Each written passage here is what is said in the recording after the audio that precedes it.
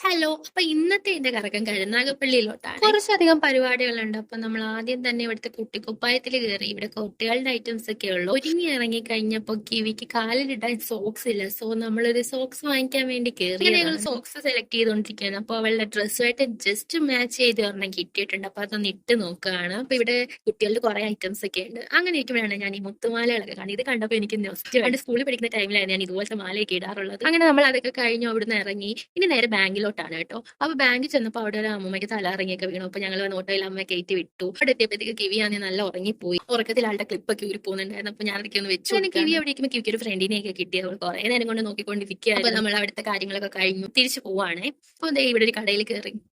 ഇനി നമുക്ക് കുറച്ച് ജ്വല്ലറീസ് ഒക്കെ വാങ്ങിക്കാനായിരുന്നു. അപ്പൊ അവിടെ കയറി. അങ്ങനെ ഞങ്ങൾ അത് കഴിഞ്ഞ് ഇറങ്ങാൻ നേരത്താണ് അവിടെ ഒരു കണ്ണാടിയുണ്ട്. കണ്ണാടി ഉണ്ടാ പിന്നെ നമ്മൾ വെറുതെ വിടില്ല. അപ്പൊ ഞാനും കിവി അവിടെ നിന്ന് കുറെ ഫോട്ടോസ് ഒക്കെ എടുത്തു.